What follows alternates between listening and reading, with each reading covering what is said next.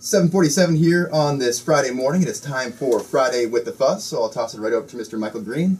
Michael, take it away. Thank you, Derek. Here with Chief of Police Jeff Swoboda for Friday with the Fuzz. Thanks for joining us, Chief. How are you today? I'm fantastic. How are you guys? Happy Friday. Yeah, looking forward to the weekend. Are you? Yep. Been fairly quiet for you. We've had a lot of stuff going on, but I wanted to kind of start with kind of a tragedy in Elgin. There's a lot of work going on in the area, and evidently a boy was attempting to cross Route 20 and was struck and ultimately died from the accident, struck by a car while crossing Route 20. Can you maybe just talk a little bit about what you know about the case? And I know it's not a police case per se, but there's some probably general safety tips in there that maybe could be brought up. I mean, a tragedy nonetheless, but maybe something that somebody can learn from. Yeah, you know, exactly. Very sad that Wednesday night, a little after 6, we got the call that a child was struck by a car on Route 20 just west of McLean, and showed up, and us obviously the fire department, and unfortunately the child was didn't make it, and very sad. And you know, as far as safety tips or anything like that, it's just kids, 12-year-old thinking faster than the traffic, and it was just a very sad call. And I know the officers that were involved in it, the firefighters, I mean the family is going through some very tough times. Obviously the school, I know we were out by the school the next day because obviously all of his friends and everything are going to be going through this as well. So no really I mean, as far as the safety, Route 20 is just it's a highway. People are going very fast. There's construction going on, but it was just can't really explain. The kids tried to run across the street. Unfortunately, he didn't make it.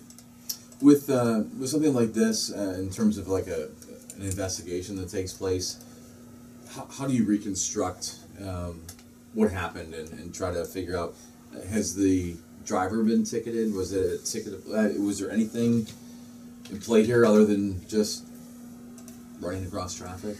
Yeah, I don't believe the driver has been, but we do an entire investigation. We go out. Our traffic division is they're trained in reconstruction, and part of it's a very long class, and I think we have a couple of them that are trained all the way through. But it's just reconstructing an accident's a lot more complex than maybe it sounds, because we're going to be we use computers, we use cameras obviously, and take photographs, conditions of the road, the lighting conditions. We capture all of that and just reconstruct exactly what happened. I don't believe the driver was given any ticket or anything, and there's no stop sign. There's no, obviously it's a highway, and they were driving down the road, and from my understanding, maybe saw one of the kids. There was another child with them, and didn't see him, and unfortunately struck him. So, yep, just a very sad case all around, and we've all been that kid running across the street, and sometimes kids that age aren't always thinking consequences, and so it's just not really much you can say about. Just extremely sad. Heart goes out to the family and all of the child's friends, and his brother was there with them and everything. So it's a sad day. Very sad. I don't even. Yeah, it's tough to go on from there. I mean, but yeah, that's. I agree. I'm trying to picture that. We do have some, as we foreshadowed last week, we talked about crime stats coming out, and pretty good that nobody else has these yet. So, exclusive first at WRMN. That's right, breaking news. Do you got like one of those flashing breaking news things? Or Let me see what I can find here. I can't promise the best. It's all right. You can break it in anytime. I will. But, we go through these, and the nice thing is the Elgin residents, we talk about crime stats a lot because people can always say crime is up or crime is down, and we've said many times, that the next question anybody should ask is, what type crime? of crime? Exactly, because certain crime may be up, and that, not that it's a good thing, but it means there's proactivity, right? There's a difference somehow, yeah. Yeah, like Part 1 crime are the crimes these are the most serious crimes. That's the ones we really track, are the Part 1 crimes. And because Part 2 crimes, for instance, some traffic enforcement is in there. And with that, police officers, and by our activity, we can make that crime go up or down. If DUI crime is down 50%, is that a good thing or a bad thing? I mean, you kind of don't know. You kind of so depends on how many. Are there actually any less people out there? Are you patrolling less? Or are we just not looking for them because we don't do those anymore? We just stopped investigating it. Right. So the part two is, self-initiated activity, a lot of it, and so we do track that, and we do have that. But with the FBI, it keeps track of the uniform crime reports, and those are the main ones, the top 10 for the most part that we rely on. And then within there's a subset called violent crime. So overall, for part one crime, this is where we've been talking about. Crime over the past years, down at 43-year low. We were as low as whatever it was, 1971, I think it was. So part one crime for this year is actually up 2%. So that's the top 10 crimes. And these are, and I just talked with Russ before I came on, I said, is there any more reports out there? Because as you know, a report might be held out for a little bit. The detective might be still investigating something, so we want to make sure we get everything merged by, so that's why we give it a few weeks. But it's going to be up right about 2%. Some of these numbers might change, 1 or 2 or 5, a little bit here or there. But what that means in raw numbers is last year we had 2,152 Part 1 crimes, and this year we had 2,200. So we had an extra 48 crimes. Now, at first glance, I always like to say Part 1 crime is down, but doesn't look like we're going to be able to say that this year. But as you look at the numbers, and you start parsing out some of them, the one that went up the most is retail theft. Retail theft we have been getting just hammered with, and we've talked about that many times of what we're doing. In fact, I think we talked about last week. Yep. And retail theft, there's a couple new big box stores up on Randall Road, and there's probably not a day goes by that we don't have an officer up there working on something we're working on within the police department as far as looking at our responses. But just on retail theft, those are up 11%, and there was an extra 120 retail thefts this year than last year. So that right there is more than 3 times the amount that the Part 1. So that was the main driver of our Part 2 of our Part 1 crime going up was retail theft. So as crimes go, if there's one that's going to be up, because retail theft is another example of retail theft is always occurring. We find out about it when they get caught, when they catch them. Sometimes if some stores don't have security, some stores have very robust security, some stores we want them to just drop their merchandise and leave. Right. Yeah, sometimes if it's under 50, you do nothing. So retail theft are the reasons that really drove it up. So going through, and this will be out on our website. We're going to be doing a press release. I don't believe we're doing it today, so it'll probably be Monday or Tuesday, but it's looking like just running through some of the numbers. Sexual assault's down 27%. And these numbers are, because sometimes people hear that and they think right away, stranger, something going on. Did we have somebody running around? I think you said statistically more than 3/4 of those are, in my mind, I remember it that way, you'll have better numbers, are actually somebody that you know. Well, in this case, and I'm not sure the numbers, but almost all are somebody you know. It might just be an acquaintance, but it's someone that the victim does know. Unfortunately, a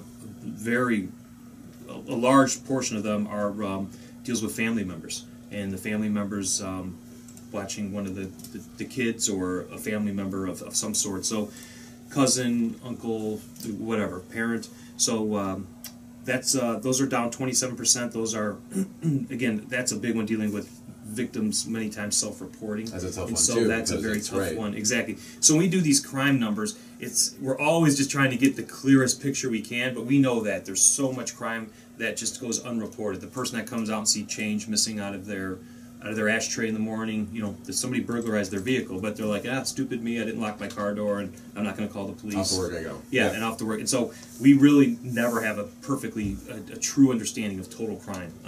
So those were down 20%. Robberies up 3%. In robberies, we went from 62 to 64. So we had 2 more robberies.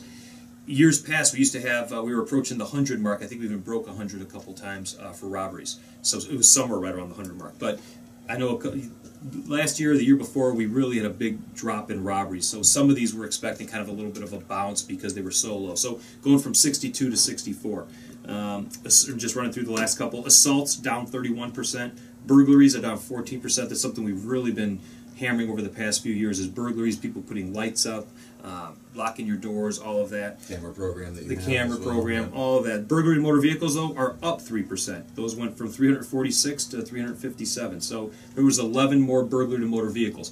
I want to say last year we were at a 20-year low for burglary to motor vehicles. We were doing a lot on that. So again, some of these we kind of expect a little bit of we went so low that it might come back. I mean, we never want any of this to come back, but it did, and it's some of these goes in waves, and sometimes you can't explain them. Yeah, and sometimes you just can't explain it. One person goes out and just gets paroled and he goes and hits 50 different cars for burglaries. I mean, that's a huge number right off the bat. So And then the last couple thefts, as I talked about, that's actually up 11%. Motor vehicle thefts are down 8%, and arson's down 7%. So when you get, and we're going to be looking at the violent crime, but with the assaults and sexual assaults and assaults, homicides I didn't mention. I went over. There's no change. We had 3 last year, 3 this year. So that's obviously a number that we're trying to always drive down to 0. And so overall, Part 1 crime will be up about 2%.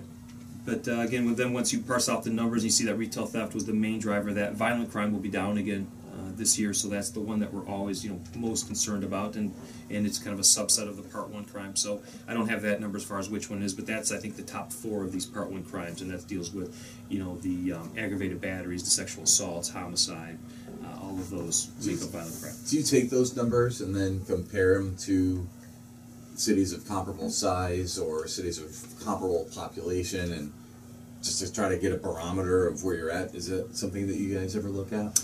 We don't necessarily do that. Enough places, the papers will do that, and so we'll sometimes reference that. Like I know for a while it was, Elgin was always, I want to say it was the second, right behind Naperville when you put in the per capita and the crime rate.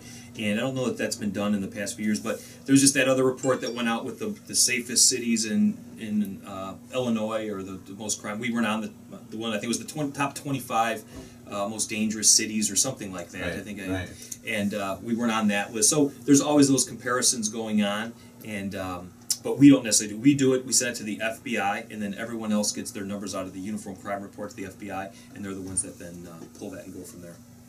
You've had a couple of announcements. I like this idea where you named officers of the quarter, just for some, I guess, accolades, right? Give to the department. Can you talk about that a little bit? Yeah, we try to.